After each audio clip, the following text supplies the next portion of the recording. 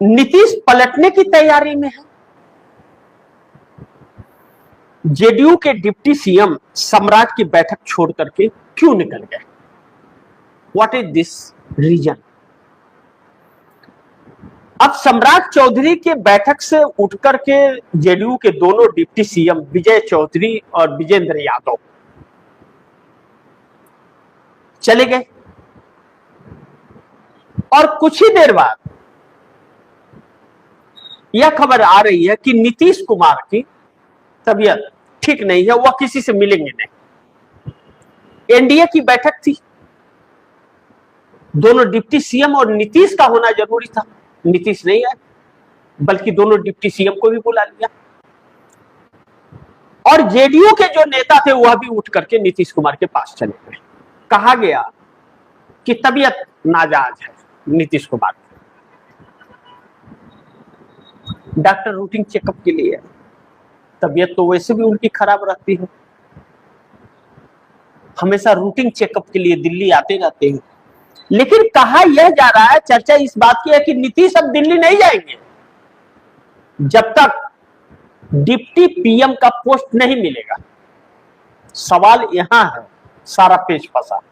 पिछले कई दिनों से यह चर्चा चल रही थी, जब कैबिनेट विस्तार की बात उठी तब से 29 जून को कैबिनेट विस्तार होना था।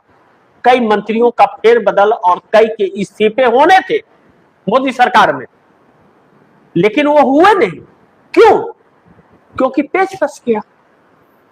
एक तरफ अमित शाह को डिप्टी पीएम बना करके नरेंद्र मोदी प्रधानमंत्री पद के लिए उनके रास्ते को क्लियर कर रहे थे, और दूसरी तरफ आरएसएस को राम मंदिर दान लूट में फंसा रहे थे।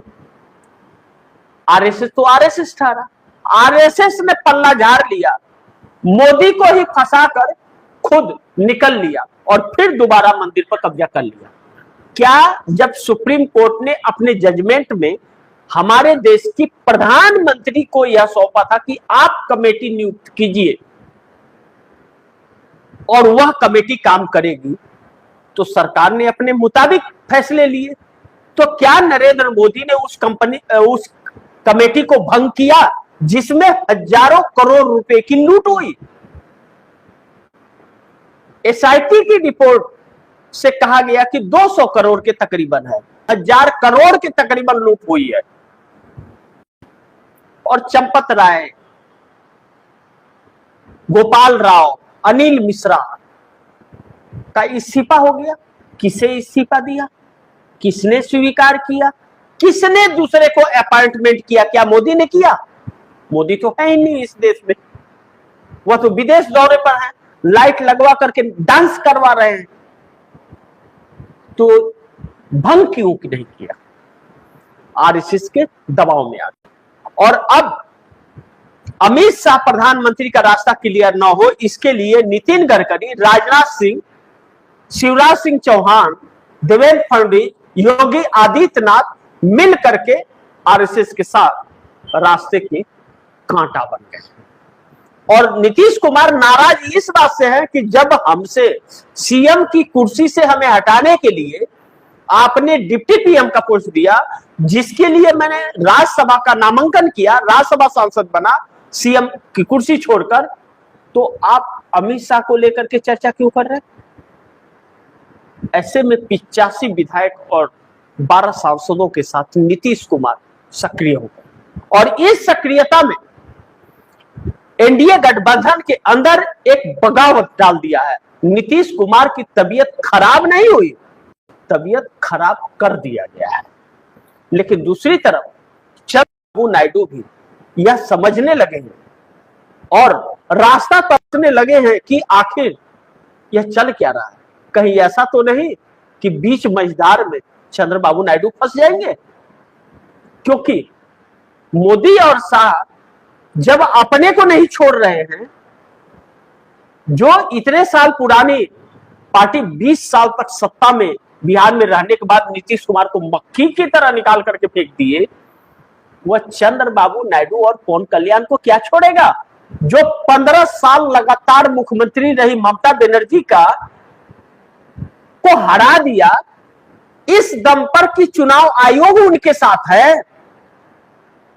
जनता वोट न दे तो क्या हुआ, ज्ञानेश कुमार होलसेल में वोट दे देगा और दे दिया, और बात कुछ आएगी तो सीआरपीएफ संभाल लेगी।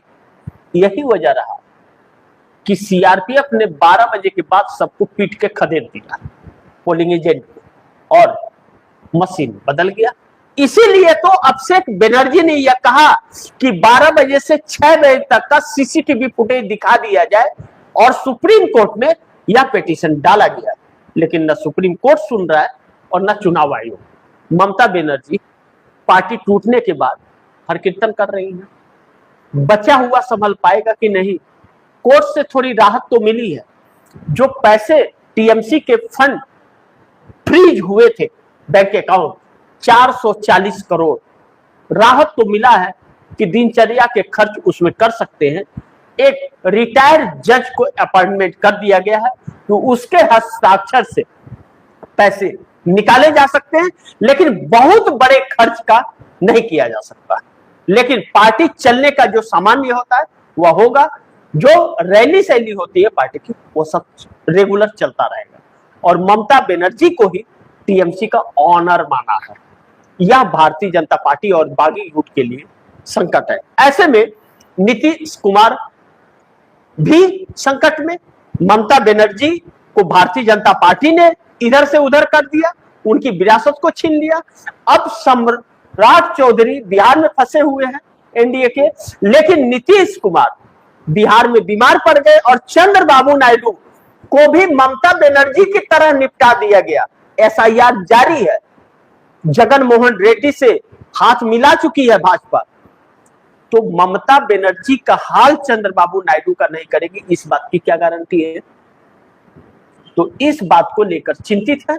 कांग्रेस से नजदीकियां बढ़ रही हैं, संपर्क राहुल से बताया जा रहा है, लेकिन वह क्या संपर्क वाकई टूट में बदल जाएगा? एनडीए से टूट जाएंगे, निकल जाएंगे, 18 सांसदों के साथ समर्थन वापस ले लेंगे, इतनी हिम्मत बची है चंद्रबाबू नायडू में, या फिर पार्टी तोड़वाने के चक्कर में है? लेकिन पहले खुद की तो पार्टी मोदी साहब बचा लें। 240 में 136 सांसद तो इनके साथ हैं ही नहीं। पीएमओ में इतनी हलचल तेज मची हुई है कि संकटों भरा है। अब तब वाली परिस्थिति है, कब क्या हो। एक बार फिर मध्यवर्ती चुनाव की आहट तेज सुनाई देने लगी।